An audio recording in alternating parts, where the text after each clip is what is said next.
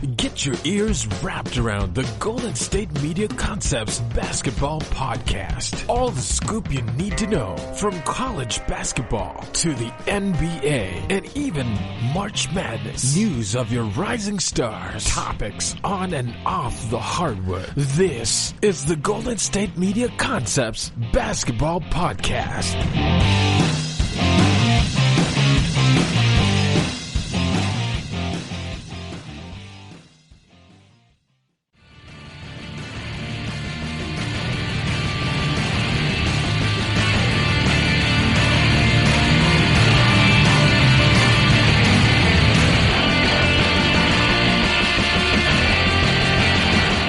Listening to the GSMC Basketball Podcast here on the GSMC Podcast Network.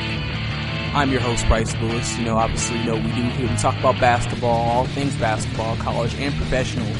And, we're going to have a great show for you today. We're going to start off with some Laker news. Then we're going to get to some around the league news, some ideas and playoff seeding, then also some other news to end, and some college football upsets that happened this past weekend. But like I said, we're going to start off with some Laker news. This first little segment is going to be all Laker news. And we're going to start with LeBron James. LeBron James this past week passed Michael Jordan on the, I believe, to be fourth all time in field goals list. Obviously, this is another feat for LeBron. Obviously, some people consider that a competition between him and Michael Jordan to be the GOAT of the NBA. LeBron's been here obviously for a long time. He's been contributing. He's been doing a lot for the organization for a long time of the NBA. And, just another accolade he can put on his resume, because, LeBron, one thing about him is that a lot of people say he'll shatter all Jordan's records. He'll shatter a lot of records because of his longevity, and longevity has been LeBron's strength. It's why he's always been a guy who's still in the 17th year is competing at a high level.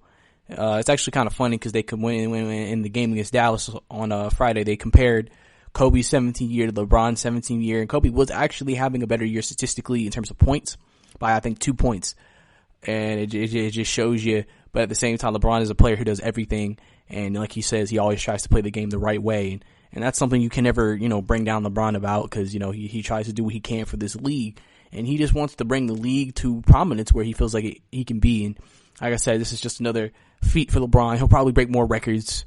I mean, it's bound to happen. He'll probably play another 3-4 more years, break a little bit more records, and we'll start seeing LeBron's name in all the records in top 3.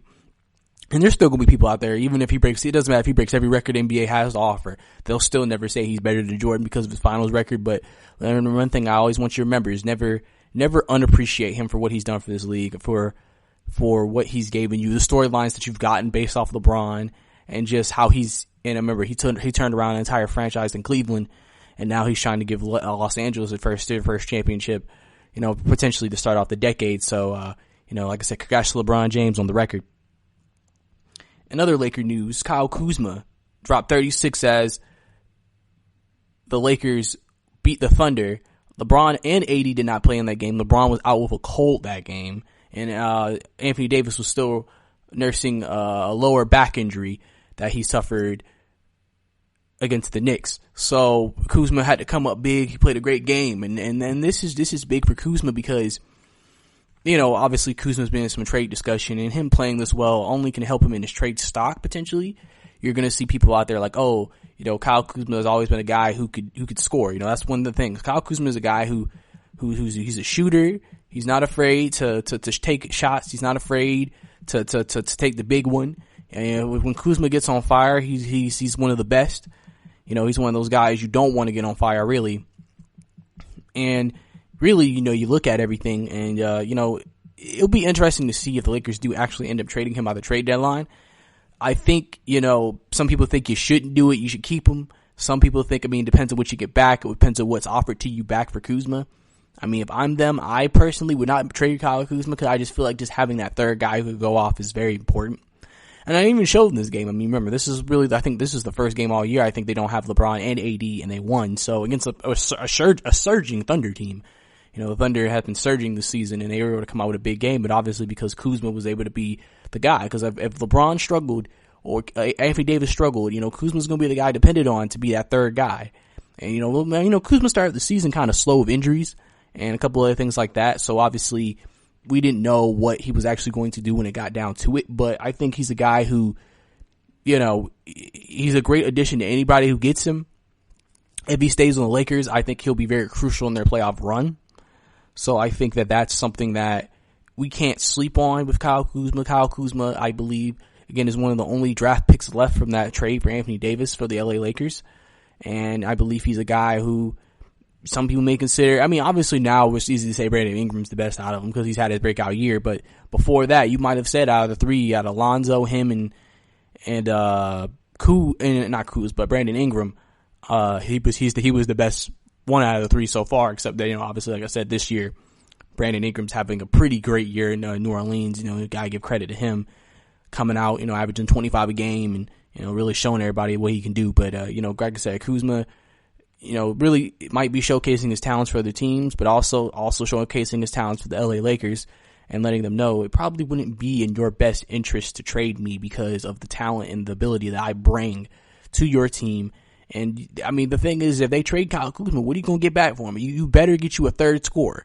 You don't trade a scorer to get just some pieces. You trade unless there's something that you lack. Because especially if Derek Collison comes back and Andre Iguodala, you know, gets cut or traded. I mean, I mean, would they do it Andre Iguodala, Kyle Kuzma swap? I don't think so. You probably wouldn't want to make that type of trade. But I think if you can try to get them without getting rid of Kuzma, I think that will excel the Lakers to being a potential or the championship favorites in the Western Conference. And speaking of what's all the happenings and all the moves that have happened around the Los Angeles Lakers for the last couple of years, Rob Pelinka was promoted to a head of basketball operations and decisions. And obviously this was kind of already the case already because he was the general manager, but he got that official role, basically took it over the role that Magic Johnson left vacant when he left during the end of last season. You know, we have to understand something. Pelinka did trade for Anthony Davis. You know, that was all him. That was no Magic Johnson influence. That was him giving up what he had to give up to get Anthony Davis. You know, as much as we may think it was Magic who got LeBron there, we have to give Pelinka credit as he was one of the reasons why they got LeBron there. You know, he was there when they drafted some of the guys they drafted, like Kuz. I mean, this is something that, you know, Pelinka deserves credit for what he's done. Obviously, I remember there were stories last season about, you know, he kind of rubbed some people the wrong way. So there were even some GMs in the league who didn't even want to basically talk to the guy because they were like, well, he's not very pleasurable to talk to. We don't like negotiating business with him. Some people felt like he would affect them in free agency because of all the uncertainty around the front office. But I think it kind of just showed you with players coming to the Los Angeles Lakers anyway that it doesn't matter if the front office is in disarray. What is that team looking like on the floor? You could have the worst structurally team. You could have the worst structured front office, but if you got top players and you are in championship contention, players are going to consider it. Especially because it's LA. You know, people are willing to kind of look past it because players I feel like have really separated themselves from front office in terms of whatever happens in the front office is what the front office does. But whatever happens on the court is what we control. So all we gotta do is come out there and produce, and it doesn't really matter what happens in the front office. So, and I think it really showed. But, you know, Rob Pelinka has made some good decisions. He's gotten the Lakers to where they are now. Remember, he had to build this team after Kawhi Leonard spurred the Lakers to go to the Clippers. He had to build this team. He had to get Danny Green and get Quinn Cook and get Dwight Howard. You know, he took a chance on Dwight. Obviously, that was after Boogie got hurt, but it looked like it was a great decision. And, you know, like he got Boogie. Boogie wasn't hurt. We don't know what Boogie would have looked like. And, you know, he's the one who, you know what I'm saying, basically put this entire team together. And we, right now, would say he's done a pretty good job of what he's done with this team. He's put this team together and done very well for what he's done for everybody involved. And, you know, that's something you just can't sleep on. So you can very much say that he was very deserving of getting this title of, you know, the head of basically basketball operations because, you know, technically he has done nothing to lose it. I mean, he's surrounded LeBron with talent. The team's in a better place. He got AD there. I mean, that's the main things that they wanted to do and they got it done. So, you know, congratulations to him because, you know, he had to do what he had to do. And, you know, Rob Pelinka, you know, I don't know if he's mended some relationships with certain people, but clearly, you know, like I said, he's done what he needed to do, you know, and you know, that's something you can never sleep on. That's something you can never just forget. Because, Rob Pelinka did put this LA team together. He is one of the reasons why they are the number 1 seed. He got LeBron and AD there. And, that's why I think also it'll be interesting to see what happens if he did actually end up trading Kyle Kuzma, because obviously he's in the main command of that, and what happens in terms of other additions and subtractions that makes to this team throughout the year. So, like I said, congratulations on that.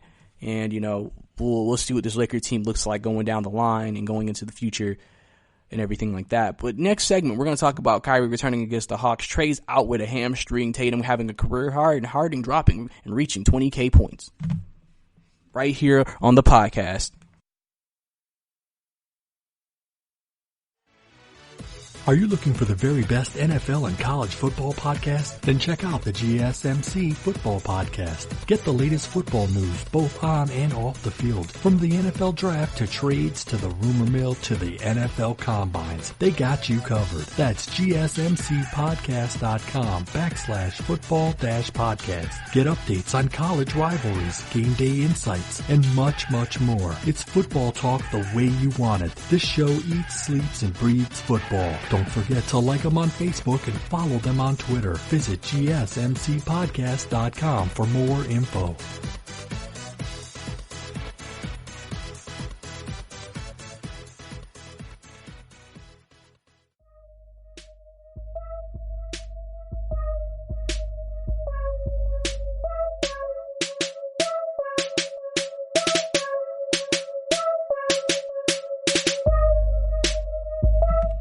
Welcome back to the GSMC Basketball Podcast. Last segment, we talked about basically a bunch of Laker news. Obviously, Laker promoting Rob Pelinka to head of basketball operations.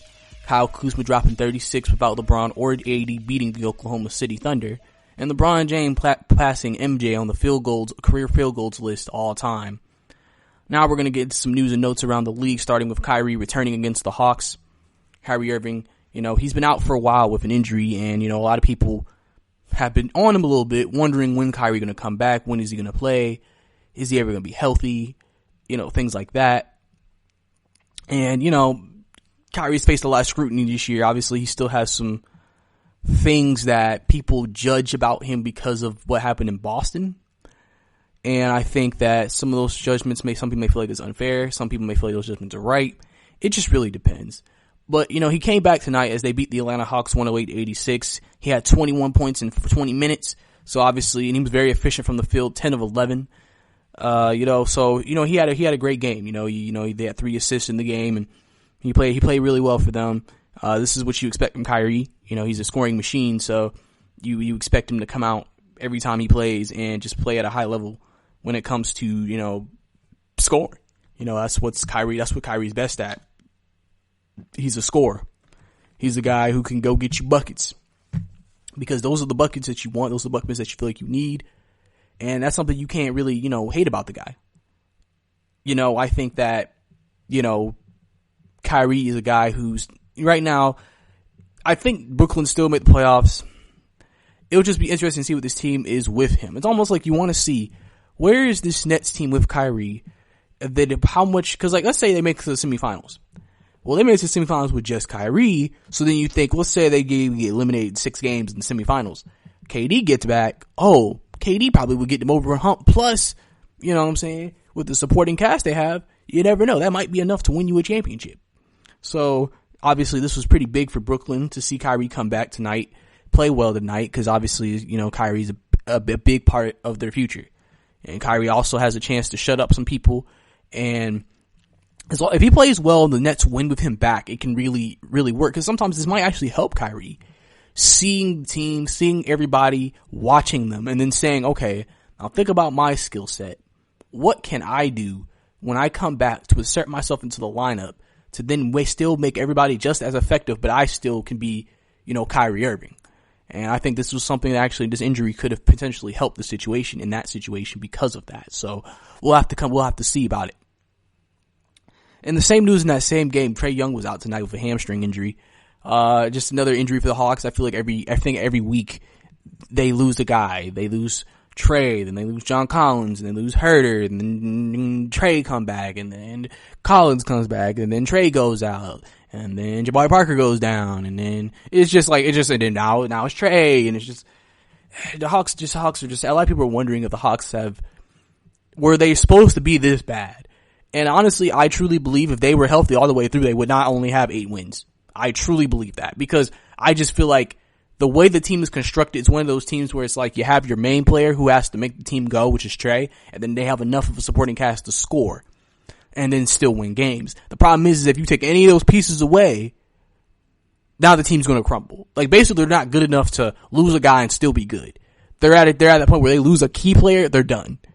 You know, the Hawks struggle offensively. As tonight, they only score below 90 points. Like, they struggle offensively without Trae. They struggle offensively without a lot of guys. And it doesn't help that Cam Reddish has not played that well. And DeAndre Hunter was never known as a big scorer anyway. Like I said, after those guys, it's like, well, where's the scoring coming from? Because they don't really have any scorers on their team. So, you know, obviously we'll have to see. Maybe, like I said, they might try to go get Andre Drummond. We'll see. We'll have to, they obviously know. Obviously, some people feel like it's coaching. So some people may be calling for Lloyd Pierce's job in Atlanta. So obviously that's something we have to keep an eye on. Because, you never know, you know, Hawks management did say if things don't improve or it at least looks better, then they will not hesitate to fire him. So clearly that's going to be big on his part to come back and just get this team right and get this team playing well again. So it's going to be very interesting to kind of see what happens in this situation long term, because, you know, you don't want to create a situation where the coach isn't working with the players you got, and then the players just aren't performing, and then you're just trying to figure out what's the problem, what's wrong, what's causing everything, and all of that to happen. So, you know, it's very important to make sure you do what you got to do out there to compete at a high level and win some games. Because, like I said, the Hawks are having a very disappointing season this year. And then Jason Tatum dropped a career-high 41 points. You know, Jason Tatum really has had an emergent season. After his rookie year having a great season, then his second year having a slump, he's came back this year and he's played really well. He's played like what we thought he could be, you know, with Kemba Walker and with Jaylen Brown. And, you know, him dropping his career high just shows there's still big things to come for Mr. Jason Tatum. You know, he's still playing at a very high level. He's still playing at a level where, you know, he's not going to make any all-star teams now or anything, but he is definitely a really good piece. I mean, with Boston, it's pretty much self-explanatory who your 3 best players are: Kemba, Jaylen Brown, Jason Tatum. And if all of them play well, they will be a very tough out in the playoffs when he gets around. Really, all this does is just helping to continue to build chemistry, helping to continue to build what is needed for them to be successful long term. And that's all you can really ask for if you're a Boston fan, because, you know, some people weren't even expecting you to be in the situation. Some people thought you maybe were going to fall off because of the fact that y'all got rid of him. And so far, y'all been playing just as well, if not better. And that's something, obviously, that since that is the case, you can't hate them for it. You can't be mad at them for it. They're doing their job. They're doing what they do. And really, that's all you can really do with the entire thing in the situation in general. They're playing their game. They're playing the best way they know how. And you can't hate that. You can't hate that from them. Boston's going to be, like I said, a tough out in the playoffs. And when you play these guys, you gotta really be ready, because they're going to come at you. And they got 3 guys who you got to guard on a nightly basis every game in a series. And let none of them go off, because if you do, it's going to be a tough out, and then you might get a couple upsets if Boston plays at this level into the playoffs.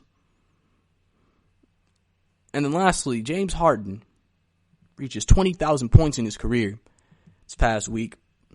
It's a great accomplishment for James, because, you know, obviously James Harden, again, as I've said multiple times on this podcast, is one of the best scorers ever.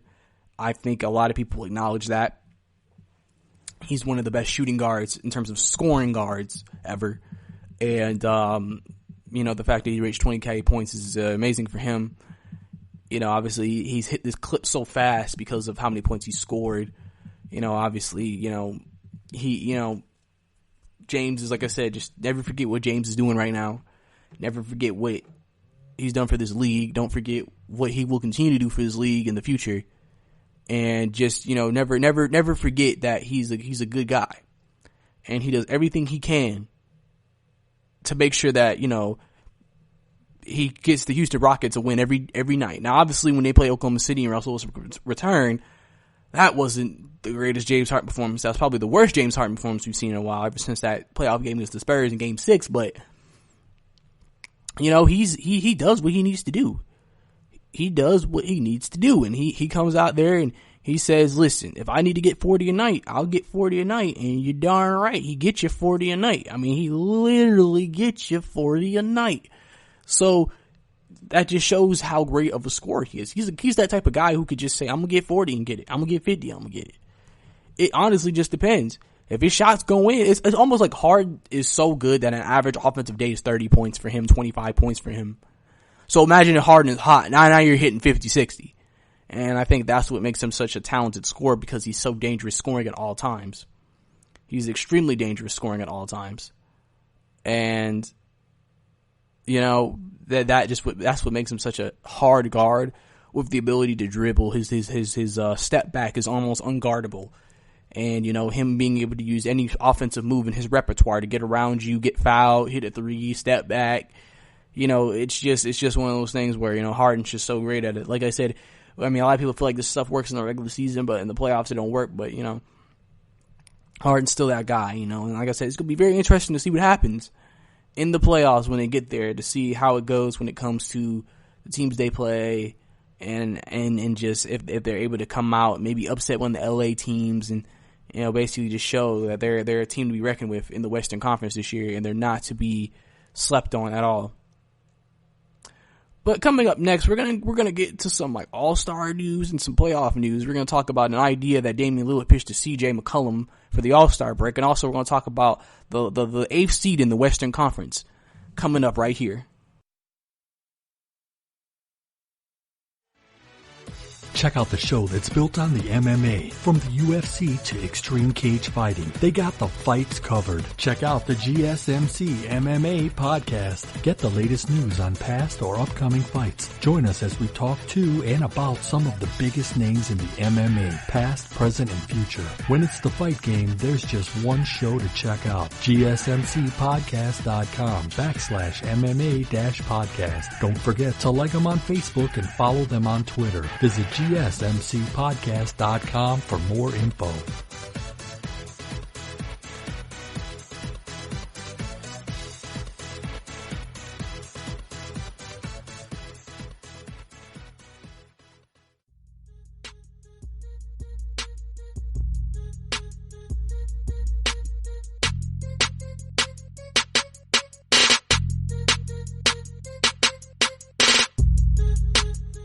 Welcome back to the GSMC Basketball Podcast. Last segment, we talked about some news and notes around the league, like Kyrie Irving's return, Trae Young being out, and other news that has happened around the association. So if you missed that, don't forget to check that out. But this segment, we're going to talk more of a talkative, what if type of segment, I guess you could say. So over the weekend, CJ McCollum was talking about the All-Star game, and he brought up an idea that Damian Lillard had suggested.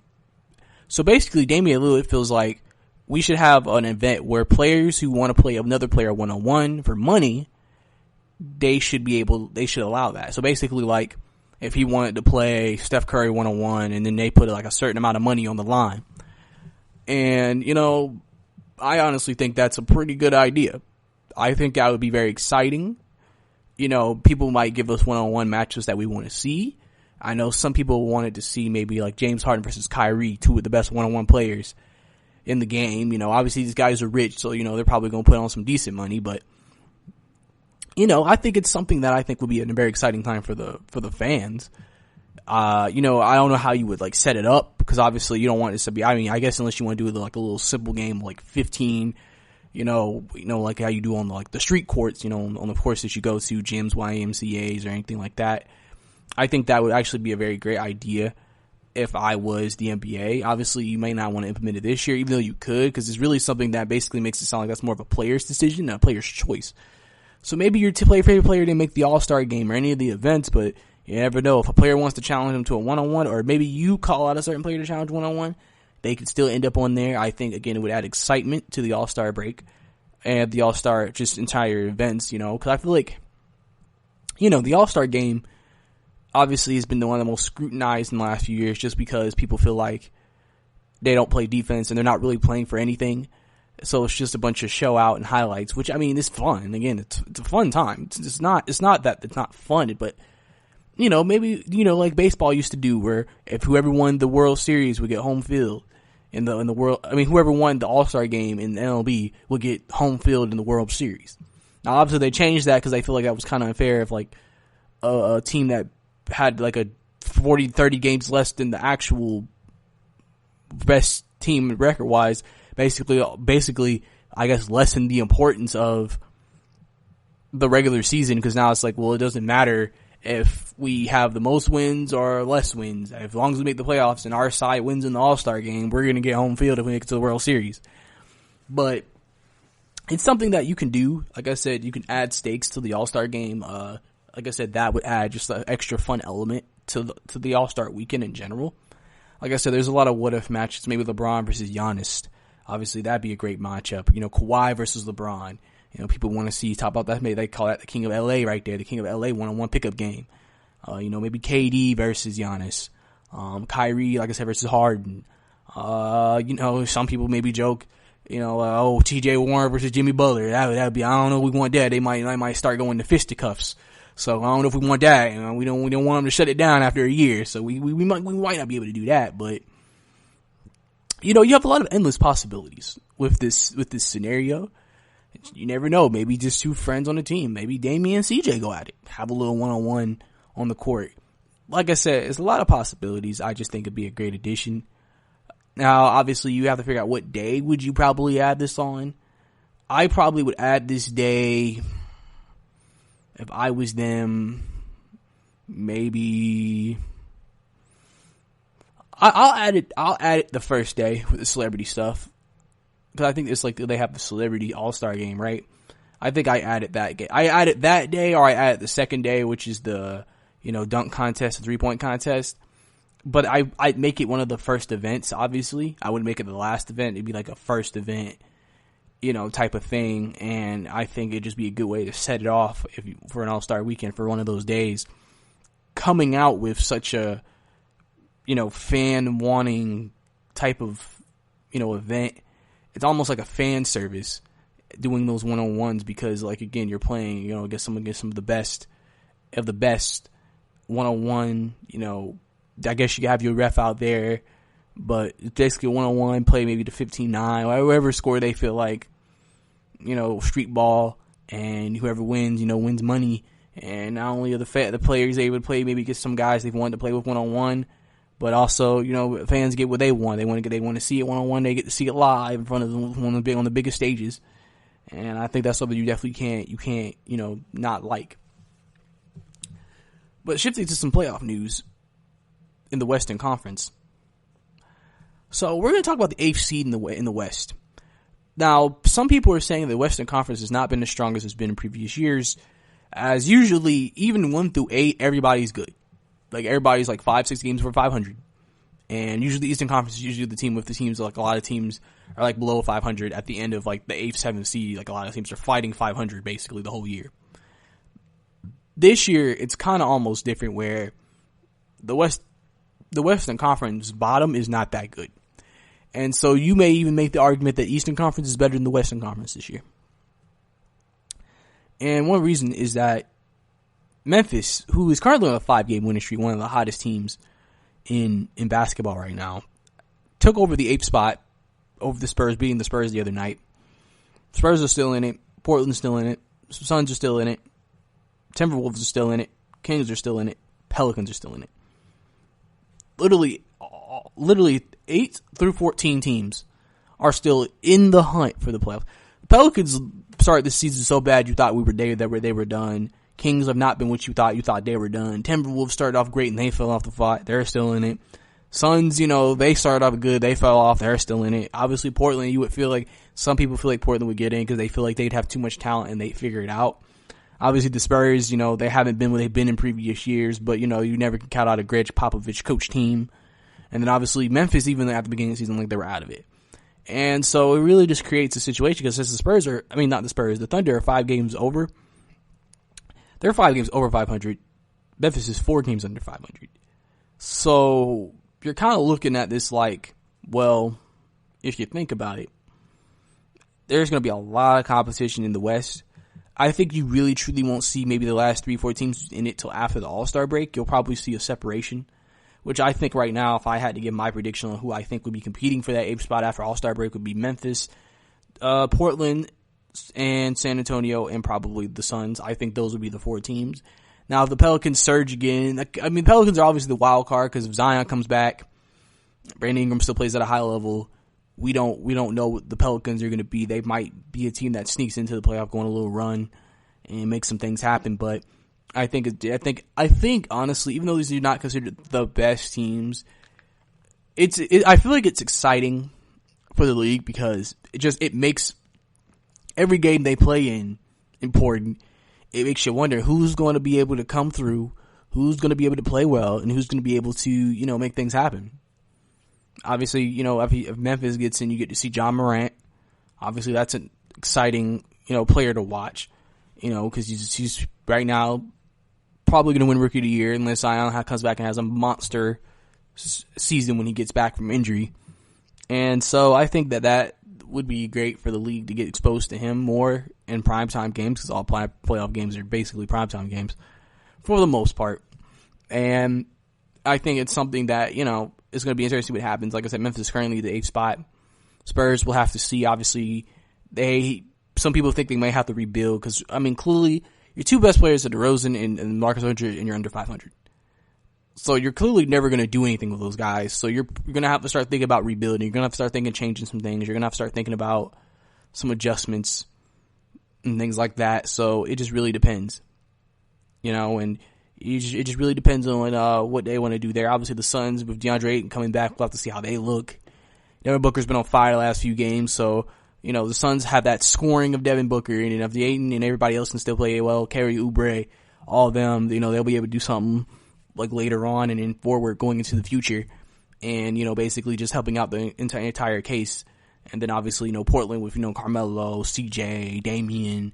They have the star power out of all these teams to do something, but you just really wonder, are they going to be actually able to do it? So that's kind of one of the biggest questions for Portland right there. Obviously still trying to also get healthy from injuries. Zach Collins still isn't back in Nurge.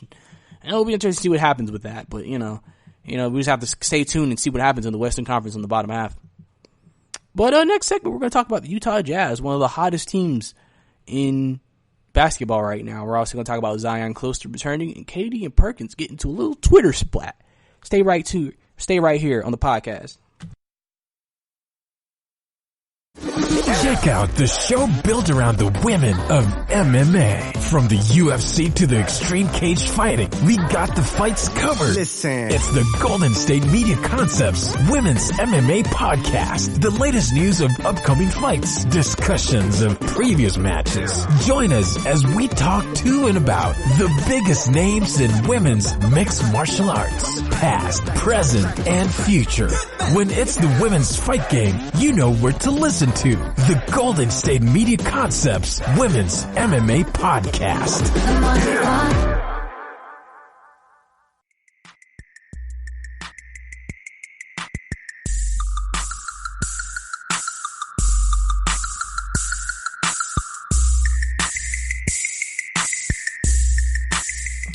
Welcome back to the GSMC Basketball Podcast.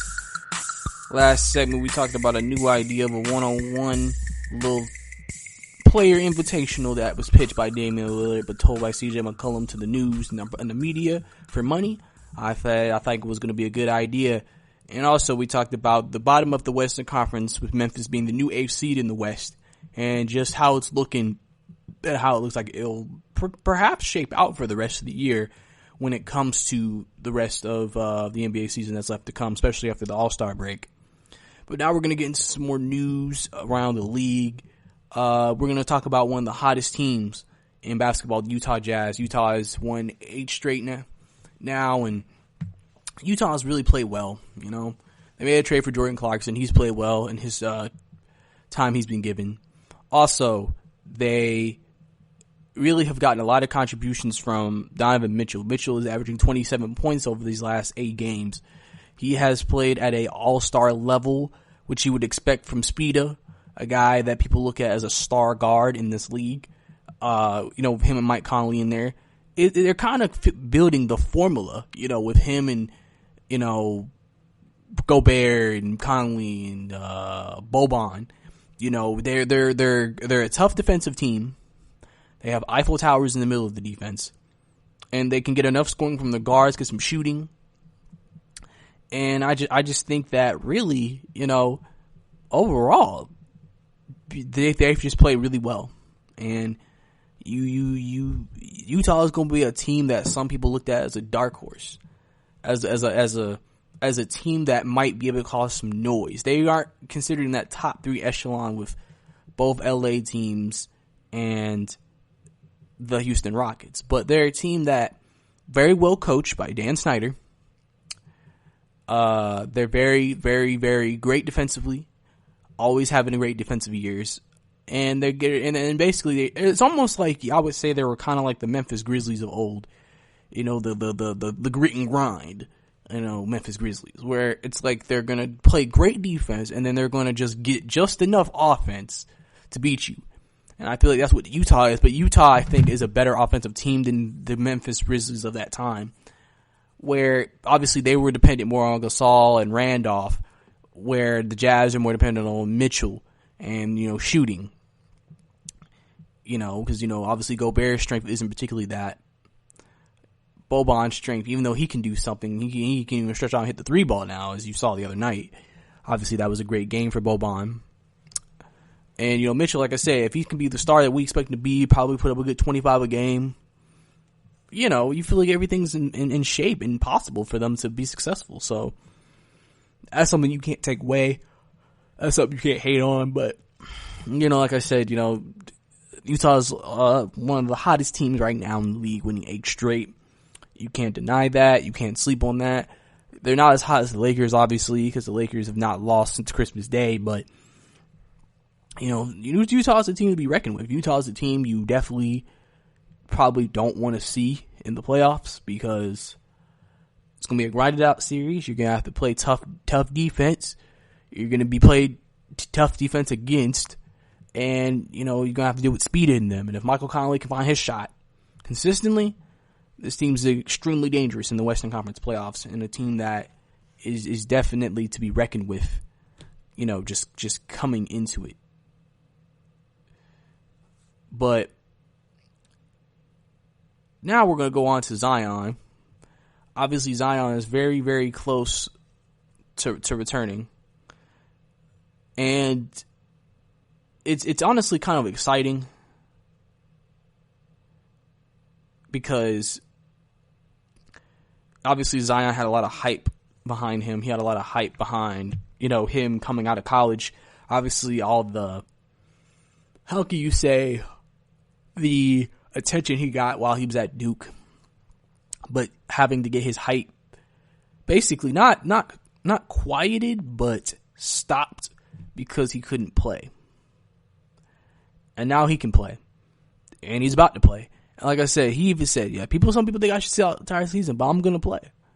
Because, especially with the fact that technically the Pelicans have a chance to make the playoffs, why wouldn't you play? And it honestly would help his legend, because if he comes back and the Pelicans have a great rest of the season and they make the playoffs, they're like, wow, Zion really did that, Especially because I think a lot of people want to see the 2-man duo of him and Brandon Ingram.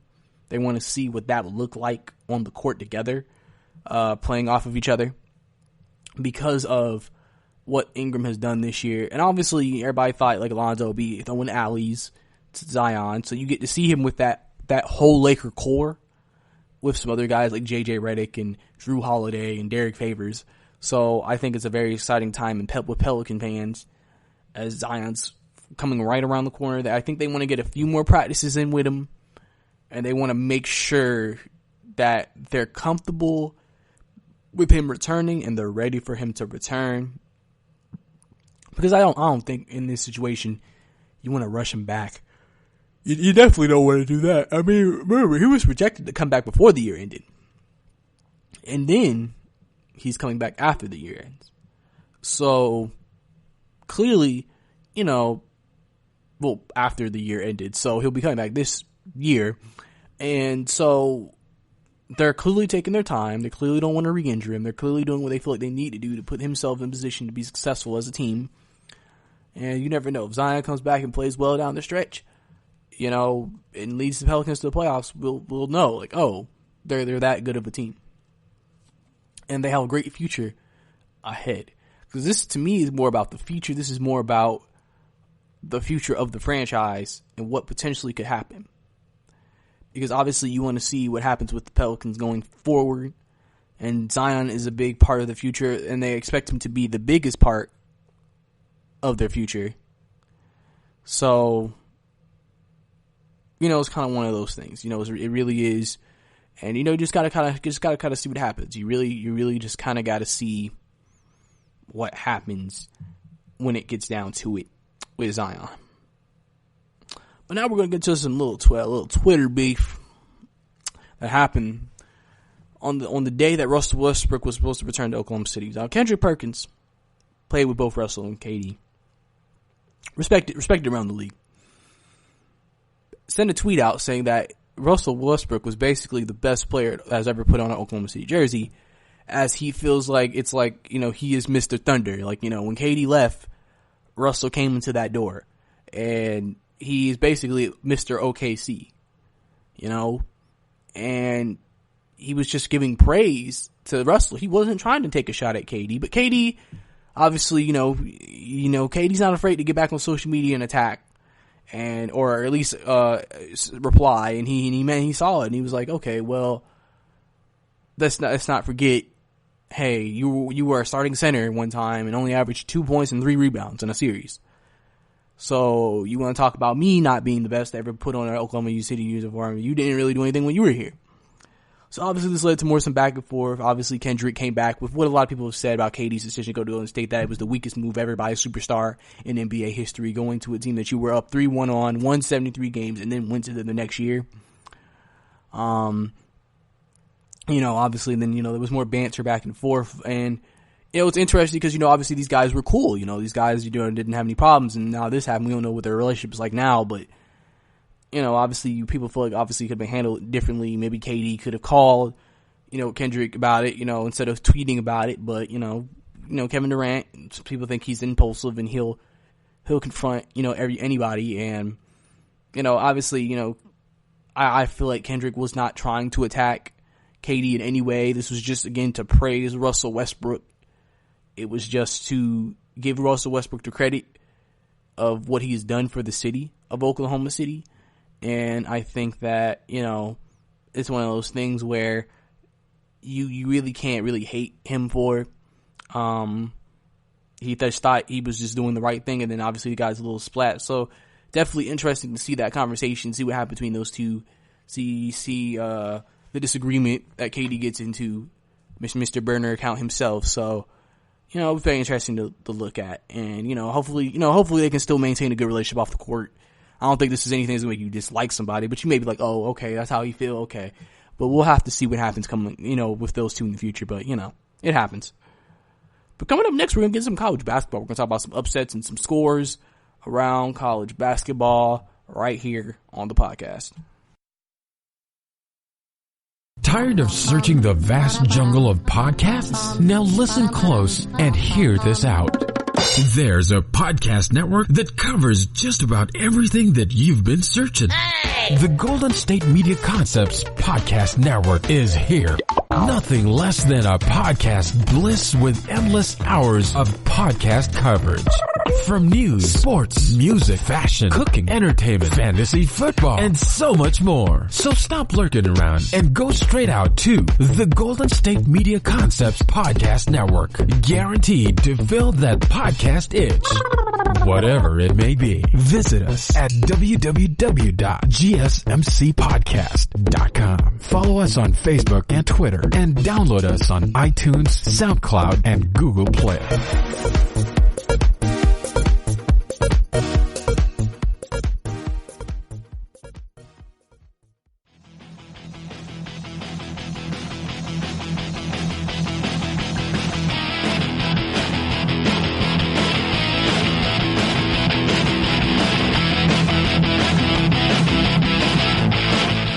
Welcome back to the GSMC Basketball Podcast. Last segment, we talked about some more news and notes around the league, like the Utah Jazz being on fire, winning 9 straight as the last night. Also, Zion Williamson being close to returning to the lineup for the New Orleans Pelicans, as obviously Pelican fans and a lot of NBA fans who love the basketball have been waiting for that.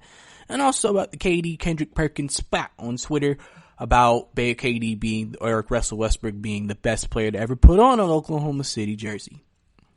Now we're going to get into some college basketball, switch over to the college hoops game, and we're going to talk about upsets and big performances this past weekend. Plus, I'm going to give you some net rankings.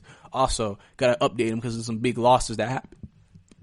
Now we're going to start with some Thursday games. Obviously, Oregon and Arizona played a great game. Overtime great, instant classic. 74-73 overtime. Oregon, number 9 in the nation, beat number 24 Arizona, so that's a big win for Oregon. Hope helps them out in terms of their tournament resume and everything going forward. Another game, Wichita State, Memphis. Memphis has lost 2 straight now, losing to Wichita State 76-67. Obviously this will probably knock Memphis out of the top 25 as they dropped 12 spots. They dropped 12 spots last when they lost to Georgia. Now this will probably knock them out, losing to a Wichita State team, but this is also a critical key win for Wichita State, also improving their resume, beating a big power like Memphis and helping out in that regard. And then an upset happened this weekend on Friday. Iowa defeating number 12 Maryland 67-49. It was a big game, obviously, because, Iowa needed to win like this. Iowa said 11-5 so far this year, so they have a chance to reach the tournament. They might be on the bubble, and this is one of those wins you definitely want to have on your resume when people are looking at it, should he get in, by beating a Maryland team, one of the better Maryland teams that came off some great wins recently. Coming off that and winning this game is very important for them. Obviously Iowa, like I said, is looking forward to trying to move forward into the future and, maybe trying to make a tournament run. Iowa is a tough Big 12 team. They're a team that every team that plays them in the Big 12 is going to be a tough battle, tough game. They have one of the best players, in basketball on their team. So when you're facing a team like that and a team that's scrappy and always willing to fight to win, there's always a chance for a victory potentially coming up for the Iowa Hawkeyes. Another game, Auburn destroyed Georgia 82-60. Obviously Georgia losing momentum, obviously after beating Memphis last week, but losing to Kentucky and Auburn, 2 of the best teams in the SEC, as now this has been solidified as, obviously Georgia's a very young team of Anthony Edwards, and losing to Memphis, not Memphis, but Kentucky and Auburn kind of just shows you where they are right now, especially losing to Auburn the way they have. So, maybe they could bounce back, but this is also obviously a good win for Auburn. Still undefeated this year, so they're keeping their undefeated streak alive. Another games, West Virginia and Texas Tech, 17-22. West Virginia was able to pick up the win. West Virginia was able to play a good game at home, beating Texas Tech. Texas Tech's a good team, but just West Virginia outplayed them, out-hustled them in this game, and just defended them, locked them down. Obviously, they only scored 54 points, so, West Virginia's a team that they may not score a lot of points, but they're going to lock you down defensively, and it was just another game that would showcase that, and that's why they're a team to be reckoned with in the tournament and just in general.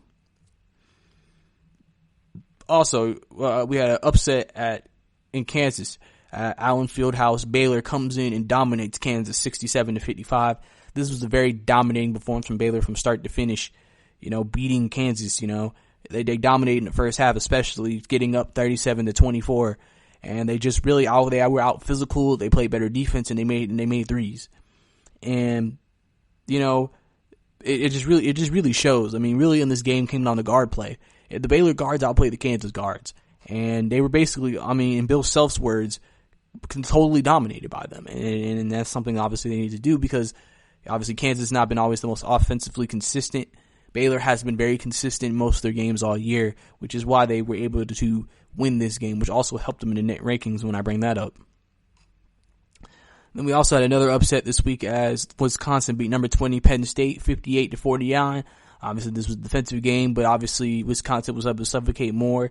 They averaged a 10-6, so obviously they're still trying to fight, trying to stay in contention for a potential spot in the tournament.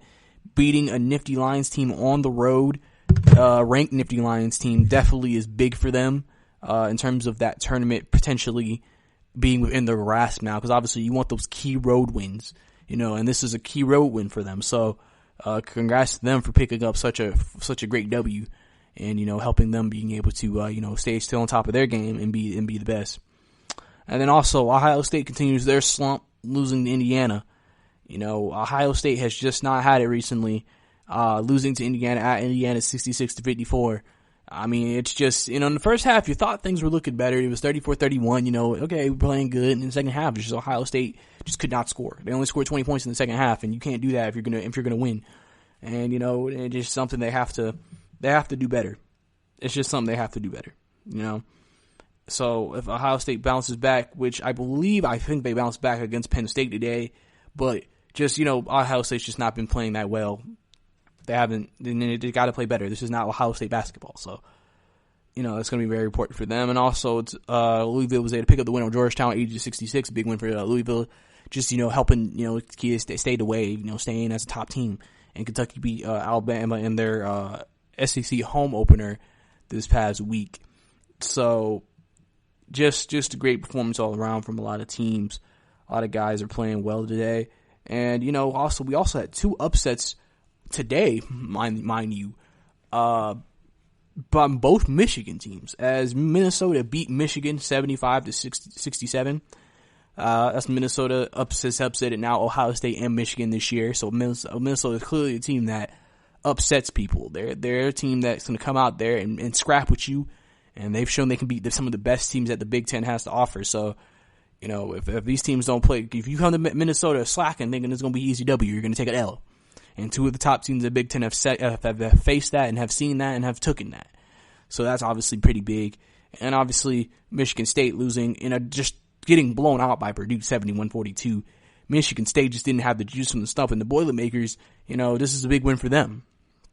So that's pretty much what happened in college basketball this week. Now, if you want to figure out maybe how it affected some rankings and it affected some, the net rankings really, just how everybody look, well, I'll tell you all right now. There's a new number 1 in the net rankings. Previously at number 5, Baylor was 5. Now they're number 1, destroying the Kansas Jayhawks. Kansas was number 1 for the last week and a half, I believe, but losing to Baylor the way they did, I think this really bumped Baylor up to number 1, obviously, as they've beaten one of the best teams in their conference and also just in general. Number 2 is Duke. Obviously Duke only losing 1 game. They've had a pretty good year. Duke's been very silent, I feel like, this year. Not a lot of people have talked about Duke, but Duke is 15-1. They've played well in the games they've played, and they're still doing what Dukes do. They're just winning games. And, Mike Krzyzewski always gets those guys ready. Coach K, he always gets those guys ready to play every game, and it's showing it this season. Butler is 3rd. Obviously, Butler has climbed up this ladder, 15-1 in the Big East. Never forget, people projected Butler to be 7th in the Big East, and now they're 15-1 and 3rd in the net rankings, which is great for the resume trying to go into the NCAA tournament. So do not be surprised if Butler continues at this rate, if they're a top 2 seed potentially in the tournament. Number 4, San Diego State, still undefeated, 16-0. A lot of people don't know about San Diego State, but they're quietly one of the best teams in college basketball, and they're undefeated, and they're showing it week by week and day by day, winning every game that's put in front of them, and just playing just fantastic defense. Kansas has obviously dropped down to number 5 in the net rankings, going 11-3 now on the season in the Big 12. So, still top 5, still a good resume, still from the net rankings, they'd like them. But, obviously that loss to Kansas really dropped them a bit. Number 6 is Auburn, obviously undefeated. They're playing a great game, playing a great season every time. Auburn has slowly became a powerhouse in, the college basketball landscape. So obviously that's big for them. Number 7, Gonzaga. Gonzaga, they've played pretty well. Obviously Gonzaga's usually a good team every year. They're 7. It's weird because they really haven't lost a game in a while, but I feel like they're kind of fluctuating up just because, again, they're not playing the toughest schedule in the world. So, teams could play some quality wins and jump Gonzaga just because of that. So, that's kind of how that goes with the Gonzagas. Obviously Michigan State losing, obviously they dropped down a spot to 8, but, it happens. Dayton at number 9, obviously still playing well, 14-2 a year, coming out of the Atlantic 10 conference, still doing what they do. Dayton's a tough team, like I said, a team to watch out for in college basketball. And at number 10, Wichita State, they're, obviously had some big wins this past week. So I think this will definitely improve their resume going forward and all that good stuff. But coming up next, we're going to talk about the second All-Star returns. And I'm going to give you my opinion on, probably the top 10 players each, make an argument, kind of a small argument for everybody making the All-Star game. So stay tuned for that.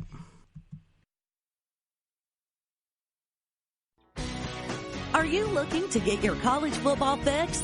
Looking to get the latest news on your favorite school's team? The GSMC College Football Podcast is your ticket to all things college football. Join us as we talk college football from the national championship, the college rivalries, the bowl game, to the Heisman Trophy. To which conference is the best? We've got you covered for the Big Ten, SEC, Big 12, the Pac-12, ACC, and everything in between. Download the GSMC College Football Podcast on iTunes, Stitcher, SoundCloud, Google Play, or anywhere you find podcasts. Just type GSMC in the search bar.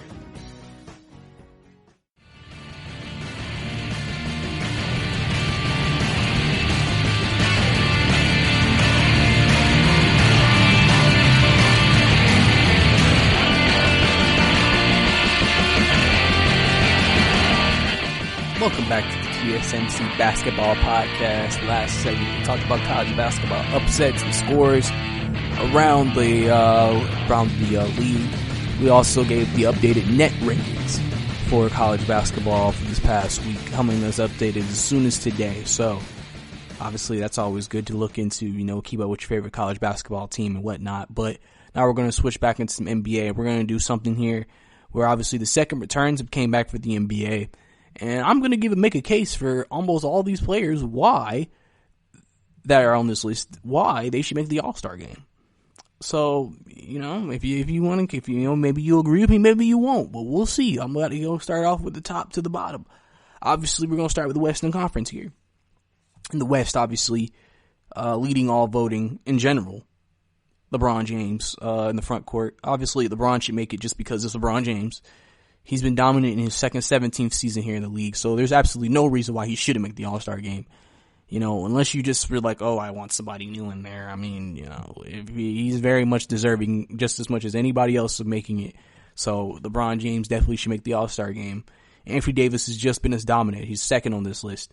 He should definitely make the All-Star game themselves. You can definitely tell LA fans have been voting in this poll because they have made sure to include these guys in the front court. In terms of top two in voting overall, obviously with the Laker fan base being as big as it is, it's not very surprising that that's the case. So, third, Kawhi Leonard. Obviously, Kawhi makes it because it's Kawhi Leonard. Obviously, you could make a case that Kawhi doesn't play in a lot of games, but when he does play, he plays at a high level. He plays at a superstar level, and I feel like it's just that how good Kawhi is. Why wouldn't he make an All-Star game? Now, obviously, I think it's top two in the front, or top three. I don't know. So we'll have to see, but if it is top two, then you're looking at Kawhi making it with the starters.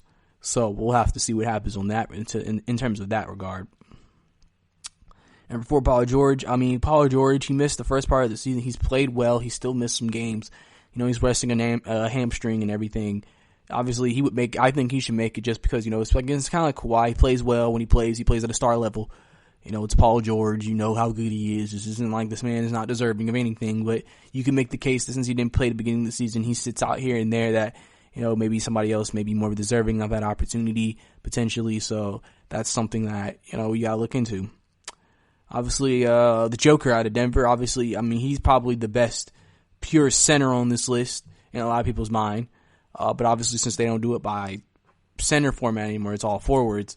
There's a very strong chance he won't make it because of that, but, he's very much deserving.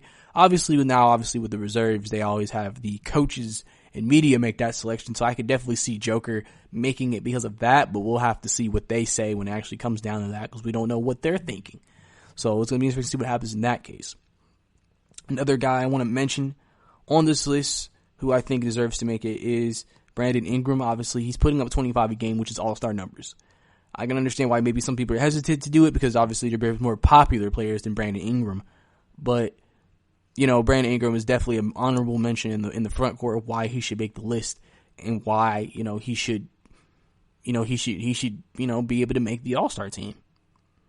And obviously you have Dwight Howard at number 10 on this list. Obviously skipping through some guys. Obviously it's just because Dwight has name value. Dwight's played well. I don't think he's played All-Star well, but he's played well. But if you have that name value and that popularity, hey, why not make the All-Star team? Like I said, maybe one of the people in the reserves may see that and say, yeah, let's add Dwight. So we'll have to see. Obviously, guards are pretty much self-explanatory. The first two are Luka and Harden. They deserve to make it just because they've played the best. They've been the best guards in the Western Conference. I mean, there's no debating that. That's pretty much how it is. That's pretty much the truth. I think everybody knows that. And they've done a lot for the league, so I think it's just easy explanations. Third is Damian Lillard. I mean, Damian is still Dollar Dame. He's still out here dropping dimes. He's still out here making big plays. So, obviously Damian Lillard is very much deserving of it also to make the All-Star team because, it's Damian Lillard. Steph Curry's 4. Obviously, this is clearly more of like a name value thing. Because Steph has barely played this year and he's on this list because as high as he is, because again, it's name value. That's why some people have some issues with the All-Star voting because it is kind of a popularity contest in a way. Because you have Brandon Ingram who's averaging 25 and everything, but you have Curry who's not even playing for the rest of this year basically and being 4th on the list. That kind of shows you a lot. 5th is Russell Westbrook. You can make an argument, again, it's some popularity because of Russell Westbrook. If you're a Russell Westbrook fan, I would not be surprised if there's a lot of Oklahoma City fans behind this voting at the same time. He's played very well, though, so he's definitely very much deserving of an All-Star game. And then also, Alex Caruso. Now, obviously, this is more social media fame because, obviously, Alex Caruso is a big thing on social media. They call him the demigod. Alex Caruso, the GOAT, you know what I'm saying? So, it's just, he always has that one big dunk a game, he's very athletic, like he's balding, kind of has a bald head, but, a lot of people love Alex Caruso. That social media popularity is really helping them get those votes, and obviously Donovan Mitchell 7, 8, Booker 9, Russell, and Morant's 10. I mean, all those guys deserve an honorable mention to at least try or at least be close to making the All-Star game. They've all played well, so they're all deserving of it, like I said, all these guys are pretty much deserving of it. It's not like the only person on this list that you can maybe say just off play itself is Steph Curry, but everybody else on this list is pretty much deserving of it. So we're going to switch to the Eastern Conference. And we're going to talk about the front court. Obviously, Giannis obviously is the leading vote getter with 3 million. Obviously, he's the leading vote getter because he's Giannis.